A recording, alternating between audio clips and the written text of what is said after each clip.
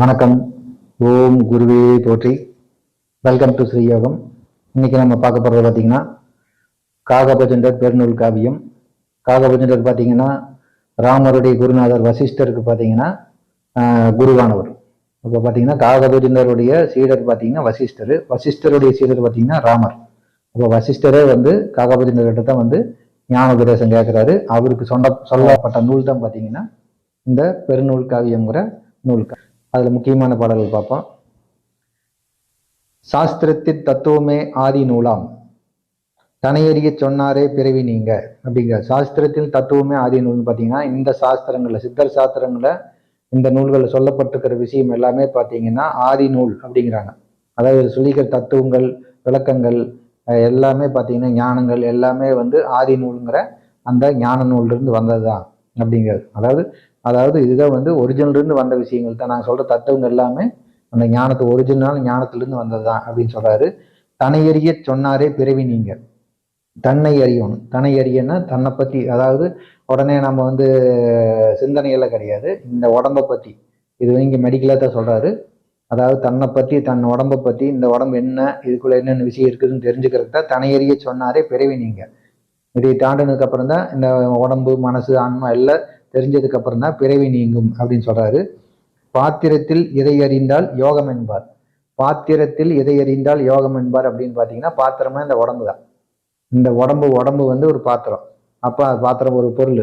இந்த ஜடத்துக்குள்ள இருக்கிற விஷயத்தை அறிஞ்சிட்டீங்கன்னா, இந்த விஷயங்கள் எல்லாம் அறிஞ்சிட்டீங்கன்னா அதுதான் யோகம். இந்த உடம்புக்குள்ள இந்த ஞானத்தை அறியறது தான் யோகம். அப்ப யோக பயிற்சிங்கிறது இந்த உடம்புக்குள்ள இந்த ஞானத்தை உணர்றது தான், கண்டுபிடிச்சு தெரிஞ்சுக்கிறது தான் பார்த்தீங்கன்னா யோகம். பழகினவர் ஞானி என்ற பெரியோர் என்பார். இதை தெரிஞ்சவங்க ஞானி என்ற பெரியோர் என்பார். கோத்திரத்தில் இதன் பேரே குருகுலம் தான். அப்போ இதை தெரிஞ்சு இதை பழகிறது தான் பார்த்தீங்கன்னா குருகுலம். இது இப்போ கத்துக்கிற கல்வி தான். இதை பத்தின சாகாக்களை பத்தின இந்த பிறவி நீக்கக்கூடிய விஷயத்தை பத்தி தெரிஞ்சுக்கிறது, ஞானத்தை தெரிஞ்சுக்கிறது தான் பார்த்தீங்கன்னா அதுல பழகிறது தான் குருகுலம்னு பேரு. குருவானார் தன் கண்ணில் உடலுள் தோன்றும். குருவானார் தன் கண்ணில் உடலுள் தோன்றும் அப்படிங்கிறார். அப்போ குருவானார், அப்போ இந்த பயிற்சி மூலம் நாம அந்த உள்ளுக்குள்ள இருந்த குருங்கிற விஷயம் ஓப்பன் ஆயிடுச்சுன்னா, குருங்கிற ஒரு பொருள் இருக்குது உள்ள, அந்த பொருளை அடைஞ்சிட்டோம்னா, அது ஓப்பன் ஆயிடுச்சுன்னா தன் கண்ணில் உடலுள் தோன்றும் அப்படிங்கிறார். அப்ப தன் கண்ணில் பார்த்தீங்கன்னா அந்த ஞானக்கண் தான். அந்த ஞானக்கண்ல நம்ம உடலை உள் தோன்றும் அப்படிங்கிறார். உடலுக்குள்ள இருக்கிற விஷயம் எல்லாம் நம்மளுக்கு தெரியும் அப்படிங்கிறாரு. சேத்திரத்தில் ஞானக்கண் பிடரி தோன்றும் சொல்றாரு வருங்க. ஞானக்கண் சேத்திரத்தில் ஞானக்கண் பிடரி தோன்றும் அப்படிங்கிறாரு. இது நிறைய பார்த்தீங்கன்னா புருவமதி இந்த ஞானக்கண் பார்த்தீங்கன்னா புருவமதியில் இருக்குதுப்பாங்க. மூன்றாவது கண்ணு, நெற்றிக்கண்ணு, இதெல்லாம் புருவமதி. நீங்க பொட்டு வைக்க இடம் தொட்டு காட்டுறாங்க. நிறைய பேர் இப்படி காட்டினா உடனே பொட்டு வைக்க இடம் நினைச்சுக்கிறாங்க. அப்படி கிடையாது. இது காதுமதி. காதுமதி நம்ம எப்படி காட்ட முடியும்? குச்சி விட்டா காட்ட முடியும். அது புரிஞ்சுக்கணும். ஞானக்கண் பிடரி தோன்றும். பிடரி பக்கமா இருக்கிறது தான் ஞானக்கண். அப்ப பீனியல் எங்க இருக்குன்னு பாத்தீங்கன்னா பிடரி பக்கமா தான் இருக்கு. நீங்க ஆதாரத்துல பிடரி பக்கம் தான் பீனியல் இருக்கு.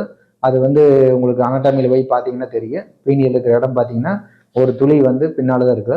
அதை நோக்கி போறதுதான் பாத்தீங்கன்னா இந்த வாசியோக பயிற்சி. அதைத்தான் ஞானக்கண் பிடரி தோன்றும். ஜென்மாந்திரம் காணுவதும் தோற்றும் பாரு அப்படின்னு. ஜென்மாந்திரம்னா இந்த பிறவி நம்ம முற்பிறவி எல்லா பிறவியும் நம்மளுக்கு உணர முடியும். காணுதற்கு தோற்றும் பாரு. முற்பிறவி, வரப்போற பிறவியோ, இதுக்கு முன்னால் எடுத்த பிறவி எல்லாமே உங்களுக்கு அந்த ஞானக்கண் மூலம் தோணும் அப்படிங்கிறாரு. தோற்றுமே கண்ணெதிரி தோன்றினாற் போல். கண்ணு முன்னால் எப்படி ஒரு படம் பார்க்குறோம், டிவி பார்க்குறோமோ அந்த மாதிரி நம்ம கண்ணு முன்னால தோணும். அதாவது முற்பிறவி ஆகட்டும், எதாகட்டும் எல்லாமே முக்காலமும் நம்மளுக்கு தெரியும் அப்படின்னு சொல்றாரு. தோற்றிவிடும் பார்பூதம் அஞ்சும் தானே. அஞ்சு, அதாவது இந்த பூதம், ஐம்பூதங்களும் நம்மளுக்கு தோணும். ஏற்றிவிடும் அதன் மேலே ஆகாயத்தும், அதுக்கு மேல ஆகாயத்துக்கும் நம்ம ஏற்றிவிடும் இந்த வாசியோக பயிற்சி. இறக்கிவிடில் ஞானக்கண் பாதாளத்தும். ஞானக்கண் பாதாளத்துக்குள்ளேயும் இந்த ஞானக்கண் பார்க்க முடியும்.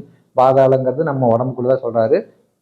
பாதாளத்தை நோக்கியும் அந்த பார்வை செல்லும் ஞானக்கண். சாற்றிவிடும் திரிகாலம் அதனை கொண்டு.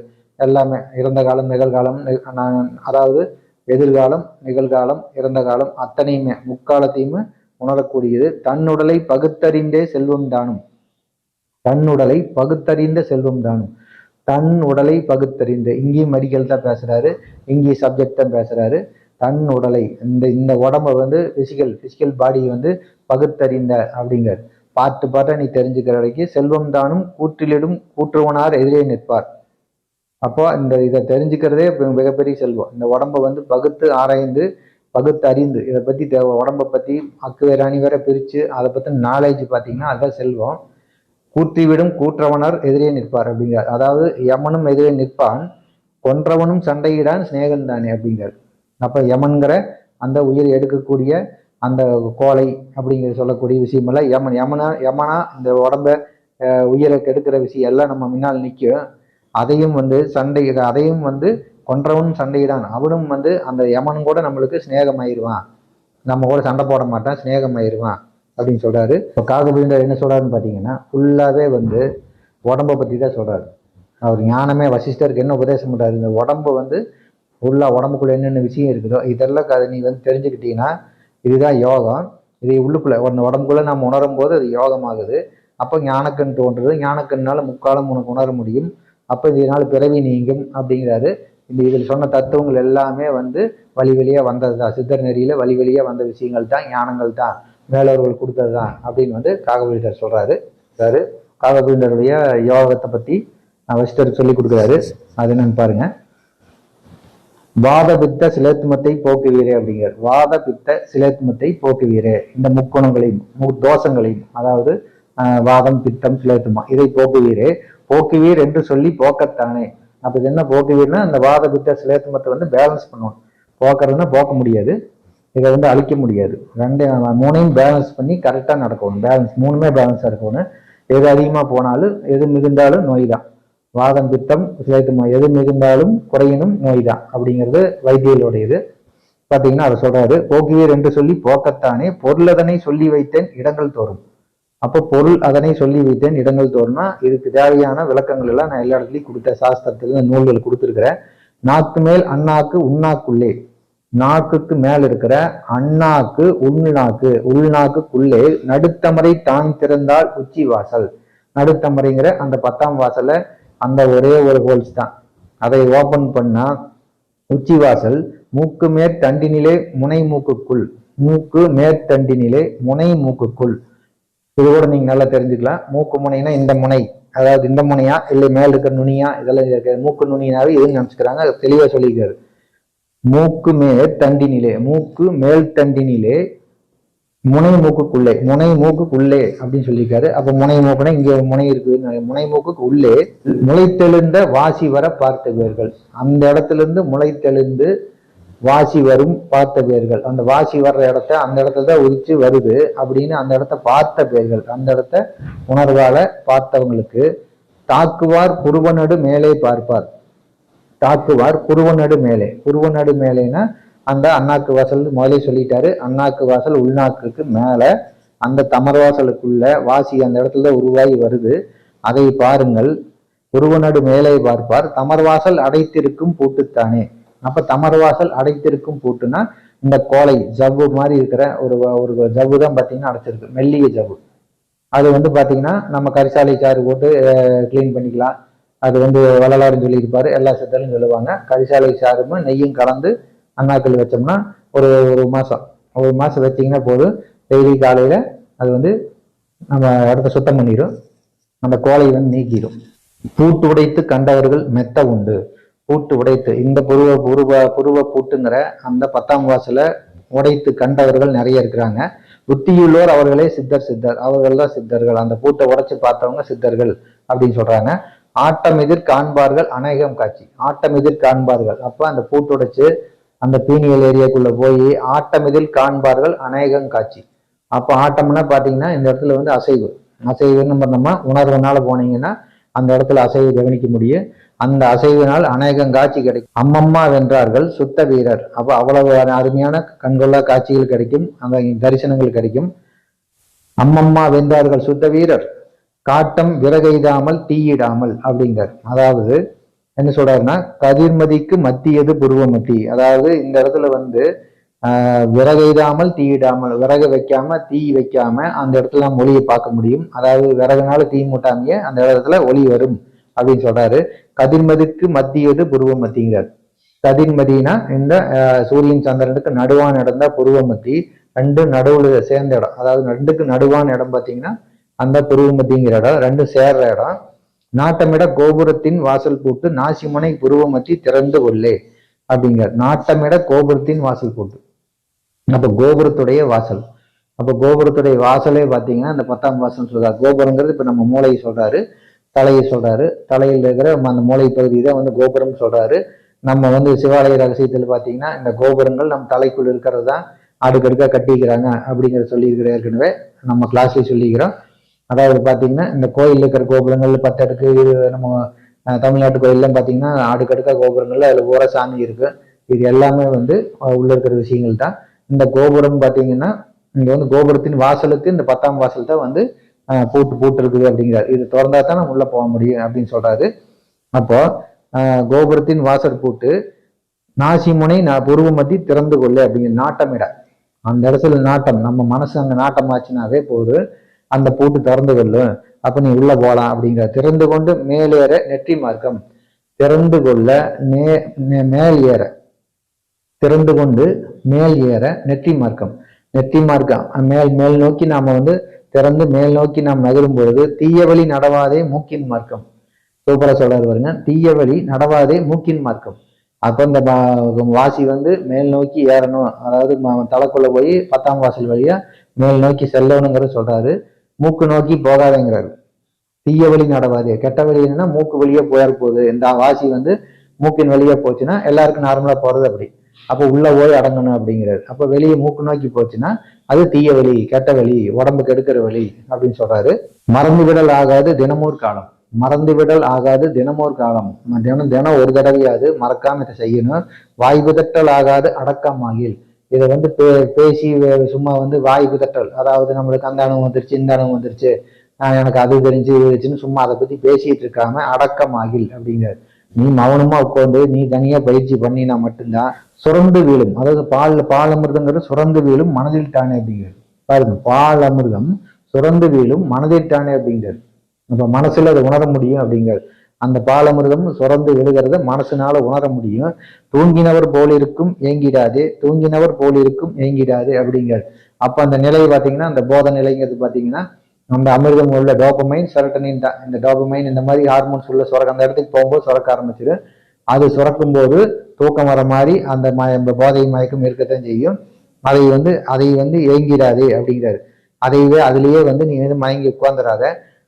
தூங்கினவர் போல் இருக்கும் ஏங்கிறாரே, கறந்து கொள்ள சொன்னாரே மற்றோர் வீட்டில் கால் வைக்க சொல்லவில்லை உள்ளேதானே அப்படிங்கிறார். அப்போ என்ன சொல்றாருன்னா, கறந்து கொள்ள சொன்னாரே அப்படிங்கிறார். கறந்து கொள்ள சொன்னாரே மற்றோர் வீட்டில் கால் வைக்க சொல்லவில்லை. அப்ப இதை வந்து இந்த பாலமுதத்தை இந்த முறையில நீ கறந்துக்க, பால் கரை வெட்ட வெளியில் பால் கரை அப்படின்னு சித்தர்பாடல் இருக்கு. அப்ப பாத்தீங்கன்னா சாவாது இருந்த பால் கரை வெட்ட வெளியில் பால் கரை அப்படின்னு ஒரு எல்லாமே பாத்தீங்கன்னா இதைத்தான் சொல்றாங்க.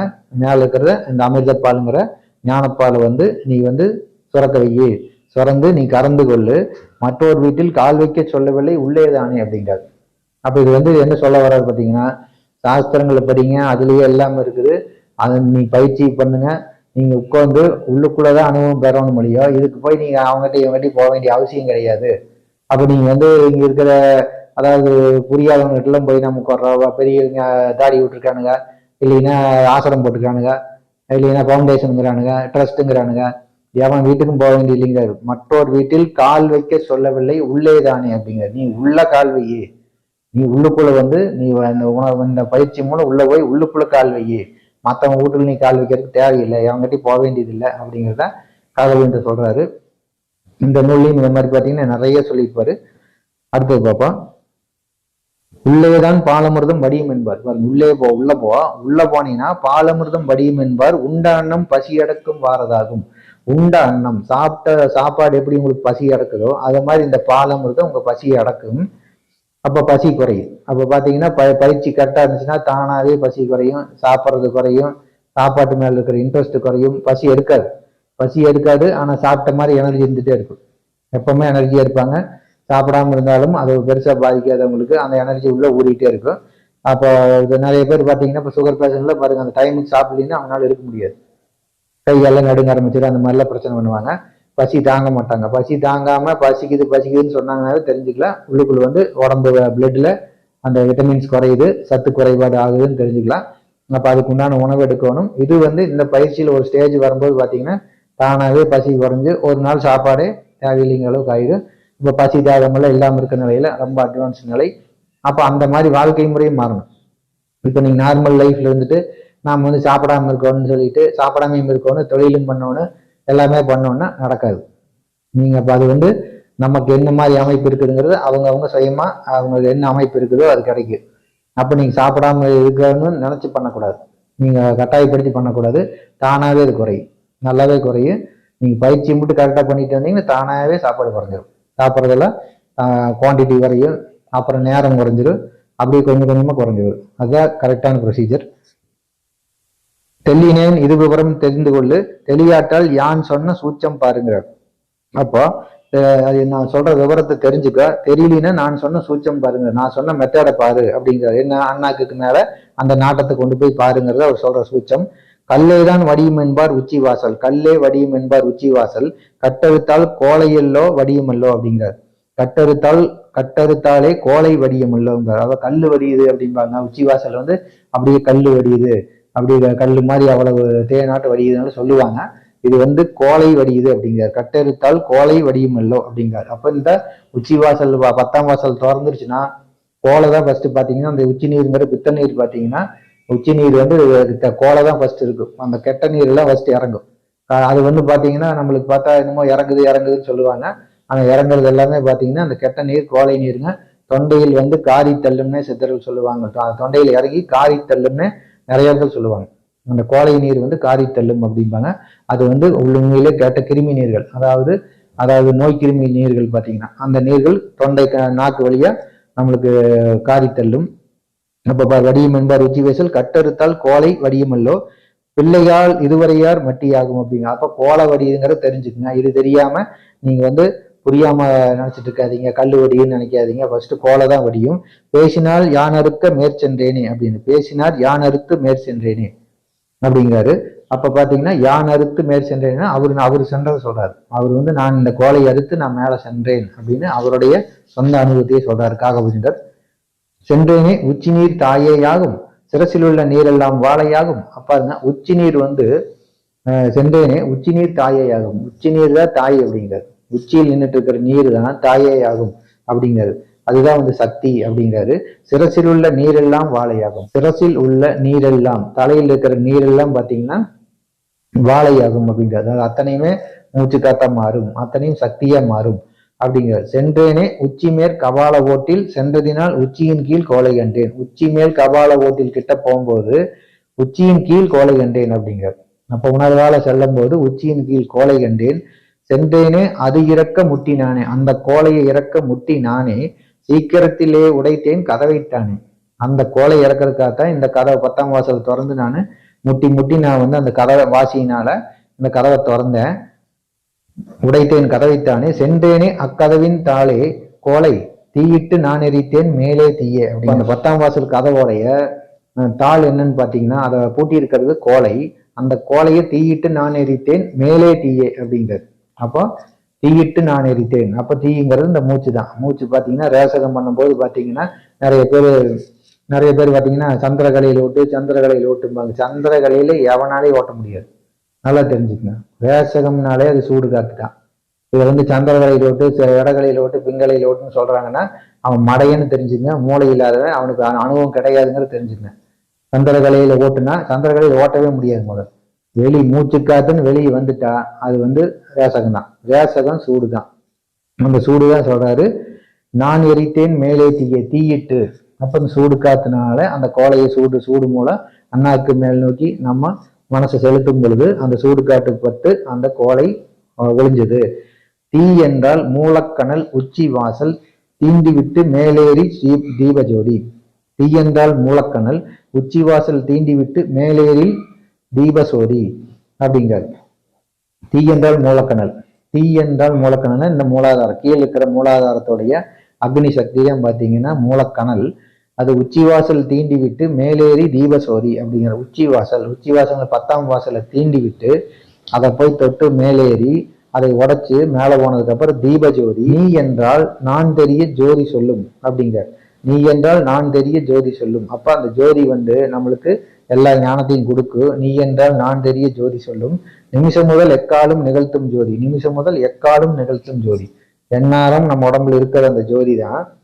ஈ என்றால் வாய் திறக்கும் நியாயம் சொல்லும். அது வந்து வாய் திறக்கும். அதே நம்ம ஜோதி வந்து அந்த ஜோதி ஒளியே நம்ம கூட வந்து நியாயம் சொல்லும், வாய் திறக்கும். அது மூலம் நம்மளுக்கு அறிவில் தோண வைப்பாங்க, நமக்கு தேவையான வழிகாட்டல் கொடுக்கும். அது அந்த ஜோதியே வந்து அவ்வளவு சக்தி வாய்ந்திருக்கிறார். இப்படியே உச்சிவெளி கபால மேடை ஊவென்றால் உள்மூலம் திறந்து காட்டும் உச்சரிக்கும் மந்திரமும் சொல்லும் தானே அப்படிங்க. உச்சிவெளி கபால மேடை இப்படியே இதே மாதிரி உச்சிவெளிங்கிற இந்த தலைக்குள்ள கபால மேடை. கபால மேடைனாலும் கபாலம்ங்கிறது தலை தான். தலை கபால மேடை ஊவென்றால் உள்மூலம் திறந்து காட்டும். உள்மூலம்ங்கிற இந்த பீனியல், இந்த பீனியலை திறந்து காட்டும் உச்சரிக்கும் மந்திரமும் சொல்லும் தானே. என்ன மந்திரங்கள் சொல்லணுங்கிறத கூட அது சொல்லி கொடுத்துரும் அப்படிங்க. இந்த இடத்துல வந்து நம்ம ஒரு விளக்கம் கொடுக்கணும். உடனே நம்மளுக்கு வந்து வெளியே இருந்து அசரீர் கேட்குது, காதல் கேட்குது, அப்படி எல்லாம் கிடையாது. அந்த மாதிரி இது எப்பவுமே சித்தர்கள் சொல்றது அறிவில் தோண வைப்போம் தான் சொல்லுவாங்க. உங்களுக்கு வந்து எப்படி தெரியும் அப்படின்னா, நாங்க உங்களுக்கு அறிவில் தோண வைப்போம் அப்படிங்கிறத உண்மை. அப்ப நூல் படிச்சுக்கிட்டு இப்ப பாத்தீங்கன்னா ஆயிரக்கணக்கான நூல்கள், லட்சக்கணக்கான நூல்கள் அடிச்சு வித்துருக்காங்க. இந்த நூல் இப்ப பெருநூல் இருக்குது, இதெல்லாம் எத்தனை வருஷம், 30-40 வருஷமா வந்துட்டு இருக்குது. ஆயிரக்கணக்கான பேர் வச்சிருக்காங்க, லட்சக்கணக்கான பிரிண்டிங் போயிருக்குது. அப்போ இந்த நூல்கள்ல படிச்சு எல்லாரும் புரிஞ்சுட்டாங்களான்னா புரியாது. இது திரும்ப திரும்ப படிச்சா மட்டும்தான் ஒரு ஸ்டேஜ் நம்மளுக்கு அந்த தகுதி வந்துன்னா உள்ளுக்குள்ளவங்க உணர்த்துவாங்க.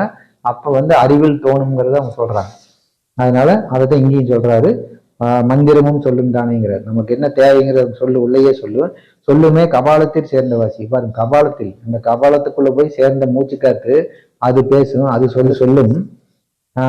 ஜோதி ஒளி கண்டிடுமே கனலாட் காலால் அப்படிங்கிற ஜோதி ஒளி. ஜோதி ஒளிங்கிற இந்த வெளிச்சம் வந்து இந்த சூடு காத்து மேல போய் சுழுமுனை வழியா போன காத்து பட்டுச்சுன்னா, வாசி போய் பட்டுச்சுன்னா ஜோதி ஒளி தெரியும்.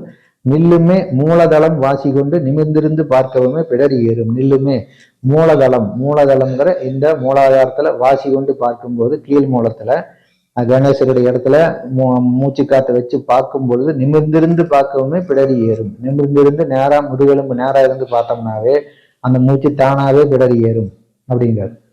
அப்ப சுழுமுனை வழியா கீழே கரெக்டா நம்ம மூலாதாரத்தை மட்டும் ஆக்டிவேட் பண்ண போது அந்த சூடானா எப்படி அடுப்புல பத்த வச்சு ஒரு சூடு வந்து மேலதான் போகுது இல்லையோ, அந்த ஆவியாகட்டும் அந்த கனல் ஆகட்டும் எல்லாம் மேல் நோக்கிட்டா, தீ எரிஞ்சுட்டா மேல் நோக்கிட்டா போகும். அப்ப அந்த ஆவி அனல் எல்லாமே கிராவிட்டி படி மேலதான் போகுது. அப்ப இது இங்கேயும் அப்படித்தான், ஆவி ஆகிறது சூடு எல்லாம் காத்து மேலதான் போகும். பிடரி ஏறும் கொல்லுமே பிடரியம்மன் கோலை தன்னை. பிடரி ஏறும். அப்ப அந்த எந்த வாசலுங்க, ஞானக்கண் பிடரின்னு சொல்றாரு முதல்லயே. அப்ப பிடரியில் இருக்கிற ஞானக்கண்ணில் இருக்கிற கோலை, அந்த ஏரியாவில் இருக்கிற கோலை தன்னை கொட்டிவிடம் கக்கிவிட சல்லை மெத்த வெல்லுமே அவ்விடத்தில் பின்னால் நின்று வேதாந்த உச்சி வர மூலம் பாரு. பாருங்க, அப்ப அந்த இடத்துல இருக்கிற கோலையெல்லாம் கத்தி விடும் அப்படிங்கிறார். அப்ப அந்த கோலையெல்லாம் நம்மளுக்கு நாக்கு வழியே வந்து கோலையாவே வந்துடும், மேல் இருக்கிற கோலையெல்லாம் இறங்கும், அதை வந்து வெளியே தள்ளும். வெல்லுமே அவ்விடத்தில் பின்னால் நின்று வேதாந்த உச்சி வர மூலம் பாரு. மறுபடியும் சொல்றாரு, பிடரி பக்கம் ஞானக்கன் சொல்றாரு, அங்க நின்று பாத்துக்கங்க. வெல்லுமே அவ்விடத்தில் பின்னால் நின்று, அப்போ இருக்க பீனியில் இருக்கிற இடம் பாத்தீங்கன்னா பிடரி பக்கம். பிடரி பக்கம் நின்று வேதாந்த உச்சி வர மூலம் பாரு அப்படிங்கிறது. வேதாந்த உச்சி வர மூலம் பாருங்கிறது. மறுபடியும் கீழே வர சொல்றாரு. மூலம்ங்கிறது இப்ப இந்த அளவு சொல்றதும் மூலாதாரம் தான். வேதாந்த உச்சிங்கிறது பாத்தீங்கன்னா பீனியலோட இடம். அப்ப வேதாந்தம் சித்தாந்தம்ங்கிறது சுவாதிஷ்டானம். அப்ப வேதாந்த உச்சி வர மூலம் பாருன்னு சொன்னா மூலத்துல நீங்க வந்து ஆரம்பிச்சா மட்டும்தான் இங்க உச்சிக்கு வர முடியும். சுழுமுனை வழியா தான் வர முடியும், வேற எந்த வழியாகவும் வந்தாலும் தப்பா போகும். காகபுஜந்தர் எப்பவுமே எளிமையா சொல்லுவாரு, ஆனா நிறைய பரிபாஷை சொற்கள் இருக்கும். ஆனா பாத்தீங்கன்னா மற்ற சித்தர்களோடவே காகபுஜந்தர் கொஞ்சம் புரியுற மாதிரி இருக்கும், படிச்சாலே ஈஸியா புரியுற மாதிரி தான் இருக்கு.